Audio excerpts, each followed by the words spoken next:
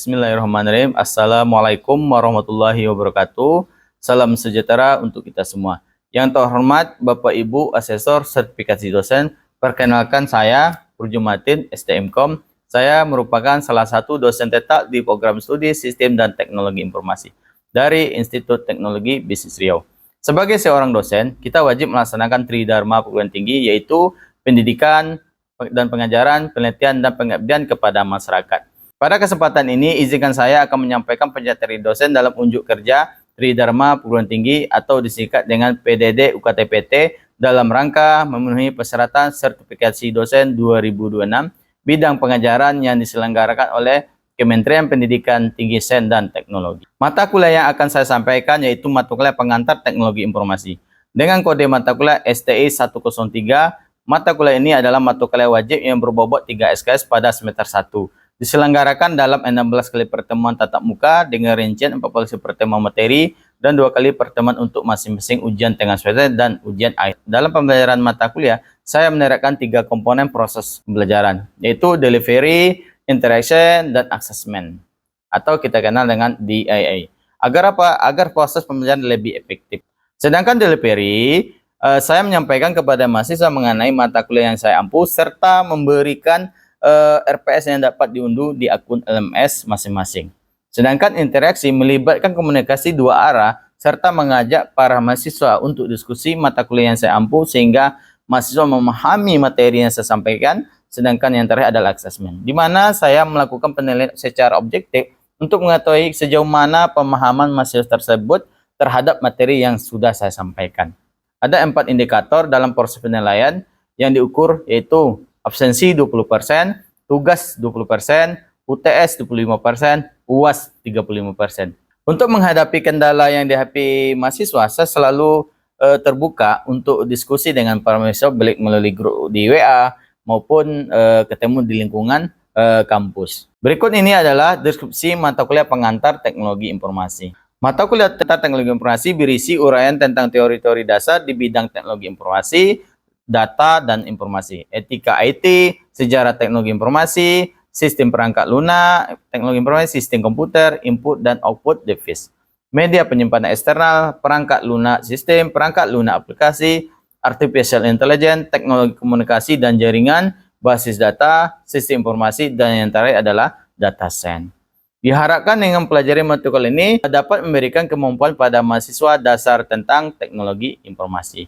Sedangkan CPL atau capaian lulusan dalam studi S1 Sistem dan Teknologi Informasi yang dibebankan pada mata kuliah pengantar teknologi informasi adalah pertama, CPL 1 menunjukkan sikap bertanggung jawab atas pekerjaan di bidang KLN secara mandiri. CPL 2 mampu menerapkan pemikiran logis, kritis, sistematis, dan inovatif dalam konteks pengembangan atau implementasi ilmu pengetahuan dan teknologi yang memperhatikan dan menerapkan nilai-nilai humaniora yang sesuai dengan bidang keahliannya. Sedangkan yang ketiga, memahami konsep metode, model, dan sistem, mampu menganalisis kompleksitas sebuah sistem untuk memberikan solusi pemecahan masalah. CPL 4 mampu melakukan perawatan, maintenance, ruang lingkup, database, serta mengarahkan semua kegiatan keamanan. Sedangkan yang terakhir itu CPL 5, mampu melakukan perawatan hardware atau perangkat keras komputer. Berikut merupakan proses pembelajaran yang saya laksanakan pada mata kuliah pengantar teknologi informasi. Pada saat membuka dan menjelaskan capaian pembelajaran pada pertemuan yang ke-9 dengan materi perangkat lunak aplikasi, di mana dalam pertemuan tersebut saya melakukan refleksi pertemuan yang ke-7 guna untuk mengevaluasi efektivitas proses belajar mengajar. Assalamualaikum warahmatullahi wabarakatuh. Waalaikumsalam warahmatullahi wabarakatuh. Oke, selamat pagi semuanya. Baik, untuk hari ini kita masuk ke pertemuan yang ke-9 di mata kuliah pengantar teknologi informasi. Jadi nih, sebelum itu alangkah baiknya kita berdoa menurut kepercayaan masing-masing supaya apa? Supaya materi ini menjadi sebuah keberkahan dan langkah-langkah teman itu menjadi sebuah pahala. Jadi silakan berdoa menurut kerjaan masing-masing, dimulai. Oke, berdoa selesai. Oke, alhamdulillah ya, kita sudah berdoa, mudah-mudahan Lunak menjadi sebuah perusahaan. Jadi hari ini sesuai yang Bapak bilang tadi di mata kuliah yaitu pengantar teknologi informasi. Jadi sebelum kita mulai nih absensi ya, di sini Bapak sudah tampilkan jenis absensinya itu berapa tadi? Pak. Untuk teman-teman semua silakan keluarkan handphone masing-masing, silakan absensi. Oke, gimana udah? Oke, udah ya. Oke, jadi di mata kuliah perangkat teknologi informasi ini kita masuk ke materi yaitu perangkat lunak aplikasi. Jadi di sini mahasiswa mampu menjelaskan klarifikasi perangkat lunak yang terdiri apa aja. Pertama, program paket, perangkat lunak desktop, berbasis web, dan tadi ada licensing. Nih, ini adalah capaian. Artinya apa? Untuk teman-teman ini setelah mengikuti materi ini, alangkah bagusnya dan lebih bagusnya teman-teman sudah mengetahui ini. Jadi kalau teman-teman nanti tidak UTS, UAS, setidaknya sudah bisa menjalankan 4 item. Jadi sebelum Bapak masuk materi intinya, di sini Bapak mau balik dulu, kelas balik ke materi sebelumnya yaitu perangkat lunak sistem. Di perangkat lunak sistem kan sudah kita membantu kurang lebih panjang lebar. Kira-kira ada nggak teman-teman di sini yang bisa menjelaskan perangkat lunak sistem itu apa? Habis itu apa aja sih jenis-jenis dari perangkat lunak sistem itu tersebut? Ya, di sini ada yang bisa jawab? Silakan, Pak. Oke, silakan sebutkan nama sama NIM-nya. Oke, perkenalkan nama saya Rahmat Fadilah, NIM 250107. Coba untuk penjelasan dari perangkat lunak tadi itu adalah yang pertama, komponen penting dalam sistem komputer yang berfungsi menjadikan perangkat keras dan membantu pengguna menjalankan berbagai aktivitas. Nah, di perangkat lunak ini ada beberapa jenis. Yang pertama yaitu perangkat lunak sistem, Pak. Nah, penjelasan perangkat lunak sistem ini yaitu merupakan software yang berfungsi mengelola dan mengendalikan seluruh perangkat keras serta menyediakan layanan bagi aplikasi seperti contoh Microsoft Word dan Linux. Nah, yang kedua ada perangkat lunak aplikasi. Nah, software yang dibuat untuk membantu pengguna menyelesaikan pekerjaan tertentu. Contohnya Microsoft Word mengolah dokumen, Microsoft Excel mengolah data dan perhitungan, serta Google Chrome untuk mengelola internet. Nah, mungkin Pak itu penjelasan dari saya tentang perangkat lunak. Jika ada kesalahan sedikit penjelasan. Terima kasih kepada saudara sudah menjawab secara ringkas. Itu ada salah satunya sistem operasi. Sistem operasi itu banyak jenis. Kita bagi menjadi 2 item. Maka 2 item itu apa? Sistem operasi bersifat komersial. Satu lagi sistem operasi bersifat konsol. Jadi kalau komersial itu apa? Berbayar. Nah, kalau berbayar salah satu contohnya yang kita pakai sekarang yaitu adalah namanya Windows. Yang terakhir adalah Windows 11. Nah, itu. Kalau yang bersifat open source atau yang gratis yang bisa dikembangkan oleh sebuah komunitas itu namanya Linux. Linux itu ada di seluruh turunannya banyak. Salah satunya Kali Linux, Ubuntu dan sebagainya. Kurang lebih seperti itu ya. Untuk khususnya di perangkat lunak sistem. Itu. Sedangkan kalau kita berbicara lebih khusus namanya perangkat lunak atau bisa kita kenal namanya software ya. Nah, jadi seperti jelas sebelumnya, di sini adalah 3 kategori perangkat lunak atau software yang terdiri apa? Perangkat lunak aplikasi yang berperan sebagai apa? Produktivitas tools untuk membantu pengguna memecahkan suatu problem atau suatu masalah. Nih, habis itu ada perangkat lunak sistem yang sudah dijelaskan juga, itu yang mengkoordinasi penggunaan dan operasi perangkat keras. Nah, ini yang memungkinkan seorang programmer membuat aplikasi baru, sangat membantu dalam menulis program melalui editor. Pertanyaannya apa? Teman-teman kan udah nih membuat aplikasi sederhana. Biasa kalau kita belajar tuh aplikasi Hello World, ya kan, macam-macam. Nah, bisa nggak kalian di sini teman-teman sini menjelaskan setiap orang kadang beda-beda editornya kan. Kalau Bapak pribadi itu kalau di Windows itu ada editor yang sederhana itu Notepad standarnya. Kira-kira teman-teman sih pakai itu atau tidak? Dan kalaupun tidak pakai, otomatis pakai editor lain. Ada yang bisa jelaskan editor apa aja di sini? Oke, silakan sebutkan nama dan seperti biasa. biasanya dipakai untuk itu kalau bapak tadi nggak kalau kami sekarang menggunakan Visual Studio Code untuk melakukan codingan itu. Kalau mungkin yang lain selain sampai Code kayak C++. Kalau saya 3 itu yang saya tahu. Pada saudara Ziyad itu tambahan yang tambahan sedikit. Dia sebenarnya zaman bapak dulu Notepad biasa, cuman ada yang terbaru di Setera itu namanya Notepad Plus. Nah sekarang udah banyak editor-editor yang kalian gunakan untuk memprogram, udah banyak semuanya. Jadi mempermudah dalam memprogram suatu aplikasi. Sedangkan perangkat lunak yaitu program yang ditulis diterima oleh perangkat lunak dengan bahasa pemrograman untuk menyelesaikan suatu masalah dalam aplikasi tertentu nih. Nah, dalam kategori ini ada dua nih, dengan mengembangkan program sendiri atau dengan membeli program yang sudah jadi tapi itu dibutuhkan. Contoh, kita teman-teman sini kan tuh belajar tuh membuat aplikasi dari sederhana. Biasa nanti itu aplikasi sederhana tuh aplikasi data mahasiswa. Nah, ini dalam kategori pengembangan. Ada juga yang kedua itu dengan membeli program yang sudah jadi, artinya sesuai dengan kebutuhan yang kita butuhkan.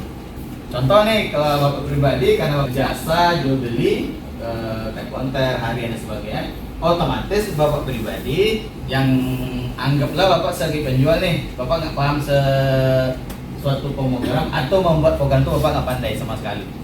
Karena bapak penjual, berarti bapak mencari namanya itu sebuah aplikasi yang membantu namanya manajemen dari toko bapak pribadi.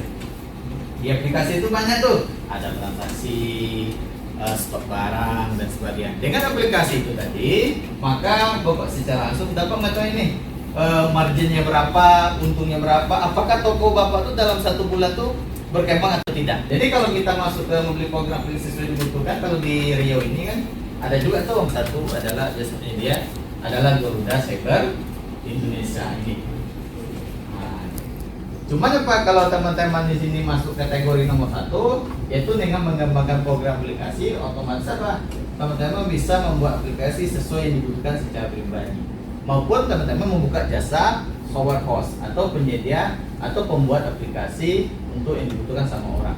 Untuk mengembangkan dan menghasilkan suatu perangkat aplikasi sendiri dibutuhkan namanya suatu bahasa pemrograman. Ini ya. Jadi kalau bahasa pemrograman tadi kan di sini sudah mempelajari bahasa apa aja, mempelajari. Python sama yang SQL itu. SQL. Berarti sebagai database-nya ya. Database. Oke, makasih ya Ziyad. Memahami instruksi dari kita nih. Masuk kita namanya klarifikasi perangkat lunak. Yang terdiri dari apa? M4STEM namanya program paket, ada perangkat lunak berbasis desktop, perangkat lunak berbasis web, dan terakhir adalah lisensi perangkat lunak. Klarifikasi perangkat lunak itu apa? Perangkat lunak aplikasi dibuat dan didesain sebagai produktivitas tool untuk membantu pengguna komputer biar lebih produktif. Ini kalau yang general ini yang bersifat apa? Umum dan digunakan di rumah. Jadi pertanyaannya gini, kalau kita bersifat umum apa? Jadi aplikasi itu ada yang khusus, ada yang umum. Nah, kalau umum itu kayak di sekolah, kayak Word, kayak di perusahaan dan pemerintah baik di negeri maupun di swasta. Sedangkan aplikasi umum tersebut tidak perlu skill khusus. Kenapa? Karena dia hanya tinggal pakai. Biasanya kalau kita aplikasi itu membeli aplikasi, biasa ada tutorialnya, ada cara penggunaannya, ada penunjuknya. Jadi teman-teman tinggal pakai. Itu ada nama itu program paket. Data perangkat lunak aplikasi tersebut dibuat berdasarkan paket atau paket program, yaitu merupakan program-program yang dibuat suatu perusahaan perangkat lunak. Dia membutuhkan bagi pengguna yang tujuan utama bidang-bidang tersebut seperti perusahaan, asuransi, keuangan, sekolah, perguruan tinggi. Kalau kita masuk kategori perguruan tinggi, kita sudah menggunakan namanya LMS. Ada yang bisa tahu LMS? Learning Management System. Itu yang kita gunakan untuk absensi tadi. Masuk kategori apa? Perguruan tinggi. Ini kebetulan 2019 ya. Habis itu aplikasi angka, itu kategori turunannya apa? Ada yang itu SL, pengolahan grafik CorelDRAW. Kalau kata tadi itu kayak Word ya. Nah, aplikasi grafis CorelDRAW, Adobe. Multimedia itu untuk desain presentasi. Salah satu adalah yang kita aplikasikan atau PPT atau Microsoft PowerPoint. Di antaranya adalah aplikasi komunikasi seperti apa? Opera, Mozilla, aplikasi pemutar musik itu udah paham ya, Minen, aplikasi media hiburan seperti Gen, video, media player, Power BTD, itu ya kurang lebih. Sedangkan paket-paket program ini dibuat oleh perusahaan perangkat untuk memenuhi kebutuhan pengguna komputer. Artinya perangkat ini barang udah jadi, itu disebar, dijual, diperjualbelikan sesuai kebutuhan. Tinggal kita sebagai pengguna aplikasi tersebut tinggal memilih aplikasi apa yang dibutuhkan berdasarkan kepentingan kita. Habis itu ada nama itu perangkat lunak berbasis desktop. Nah, ini. Saya rasa berbasis desktop ini ya, berbasis desktop ini merupakan suatu aplikasi atau perangkat lunak milik desktop baik komputer maupun PC maupun perangkat lunak mobile. Ini ya, yang dapat digunakan langsung desktop atau layar perangkat mobile. Di sini ada bisa jelaskan nggak perangkat lunak berbasis desktop? Silakan, jelaskan sedikit bagaimana. Perkenalkan, saya Rahma Alia. NIM saya 2501016. Di sini saya akan menjelaskan tentang perangkat lunak aplikasi berbasis desktop. Ini adalah perangkat lunak yang diinstal dan dijalankan secara langsung pada komputer tanpa ramban web untuk menjalankannya. Jadi ini bisa dilakukan secara offline tanpa jalan ke web. Contohnya itu yaitu di Microsoft Office seperti Microsoft Word untuk pengolahan kata dan Microsoft Excel untuk pengolahan angka. Contohnya ini. Oke, terima kasih ya kepada saudara Rahma ya sudah menjelaskan sedikitnya tentang perangkat lunak berbasis desktop. Betul, kurang lebih seperti itu ya. Pendukung sudah terinstall bersama dengan aplikasinya. Settingan aplikasi dapat dengan mudah dimodifikasi. Prosesnya sangat cepat, selain itu terdapat juga beberapa kekurangan. Kekurangannya apa aja? Yang nomor satu, untuk menjalankan aplikasi harus diinstal terlebih dahulu di perangkat yang akan dijalankan. Yang kedua, aplikasi tidak dapat dibuka di komputer lain jika belum diinstal. Yang ketiga, biasa memerlukan atau perangkat keras dengan spesifikasi tinggi. Jadi ini tergantung dari aplikasi tadi. Tadi wajarkan tentang SketchUp, maka dibutuhkan spesifikasi yang harus tinggi. Contoh aplikasi berbasis desktop seperti berikut nih, banyak ya. Ada processing software seperti MS Word atau Word, WordPad, dan Notepad. WordPad ini kita pakai ya. Database seperti Oracle, Microsoft Access, MySQL dan sebagainya. Spreadsheet seperti Microsoft Excel, multimedia, real flyer, presentasi seperti PowerPoint ya atau PPT, Keynote, pembelajaran, pendidikan seperti apa? Lab, Google Earth, NASA. Habis itu simulasi software seperti yang kita gunakan kayak Cisco pakai Tracer. Belum ya? Belum. Itu yang ketiga adalah perangkat lunak berbasis web. Seiring dengan meningkatnya penggunaan tersebut, maka perangkat lunak aplikasi berbasis web sangat populer saat ini. Hal tersebut karena apa? Karena bersinkronisasi, mudah diakses di mana saja. Aplikasi web ini dapat berjalan pada jaringan internet maupun intranet atau jaringan LAN. Data terpusat kemudian dan akses adalah ciri utama yang membuat aplikasi lebih banyak dimensi dan lebih mudah diterapkan pada berbagai bidang kehidupan. Contoh kayak apa nih Pak? Tibanya sekarang Pak saya kerja di rumah, kuliah di rumah Pak, tapi Zoom. Ini duit, tapi kasus kategori Pak ditampilkan dilihat kapanpun dan dimanapun. Nah itu contohnya. Apalagi? Contohnya itu saat kita membeli barang online, kita tidak perlu datang ke tokonya langsung, kita bisa belanja melalui HP. Oke, terima kasih. Saya Pak. Ya silakan. Baik, perkenalkan nama saya Rahman Haifa. Saya NIM 2501008. Kelebihan software aplikasi berbasis online itu dapat digunakan dari mana saja tanpa koneksi internet. Terima kasih. Oke.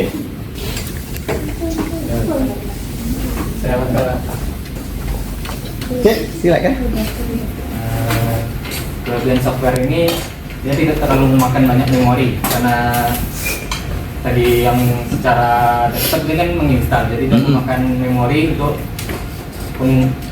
perangkatnya. Jadi untuk software ini terlalu memakan banyak memori karena sudah ada namanya cloud. Jadi kalau larikan ke pribadi Zia itu, Ya, kayak gitu. kira-kira mana sih Zia contoh kuliah nih, Ya. kan kuliah nih. Habis itu Zia di rumah jualan kan? Ya. Ah, kira-kira anda ngaruh nak? Kalau untuk kuliah kan ngaruh, misalnya kayak tugas. Oke. Misalnya kayak misalnya ada dosen ngasih tugas ini, Oke. jadi kita nggak perlu nyimpannya di laptop aja, kayak bisa memilih memori atau kadang bisa pernah hilang atau gimana, salah hapus.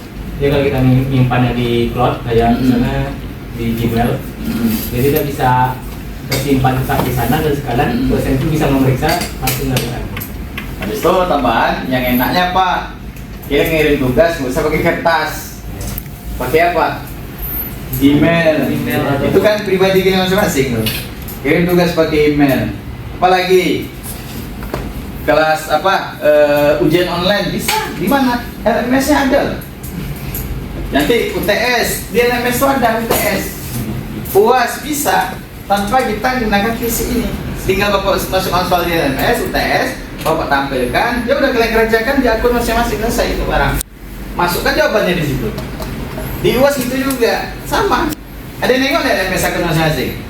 Biasa tuh di pertemuan 8, pertemuan 16. Ya kan?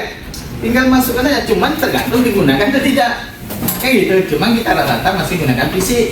Jadinya offline menggunakan kertas, kertas, tulis tangan, selesai. Nah, cuman di LMS, khususnya yang di kita udah ada semua. Itu penggunaan dari kelebihan aplikasi berbasis online. Bapak ngirim tugas nih, tengok di akun LMS. Kalian di rumah tidur, Bapak nggak usah lagi ngirim soal di WA group, nggak usah ngirim soal di WA. Habis itu apa? Bapak tinggal kasih kode ke kelas, tengok LMS. Kalian kasih kawan, tengok LMS. Di pertemuan berapa, tengok di situ soal. Kumpul di mana? Kumpul di situ juga. Dikasih deadline sampai jam sekian. Yang nggak kumpul di mana? Apa? Nah, di saat gitu loh, kalau kita tidak ada masuk kelas atau kita ada halangan gitu ya. Jadi itu mempermudah semua. Nah, sekarang semua itu dipermudah. Di baliknya apa? Balik kita lagi, apakah itu kita kerjakan atau tidak. Kalau nggak dikerjakan sama aja bohong kan? Nah, apalagi ini saudari kita nih, Ican, apalagi yang laptop, misalnya Ican, dia sambil kuliah, sambil jualan loh. Lab studio kan, lab pakai pelet tertentu, dia jualan dekat poin dia. Nah yang dijualnya itu barang orang, barangnya nggak ada sama Ica, ya kan ya? Nggak ada sama sekali. Bapak lihat di sini nggak ada barang. Nah kayak dropship itu, dapat persennya. Itu salah satu kelebihan dari software berbasis online. Jadi kita bisa menjual barang orang tanpa modal, hanya modal internet doang.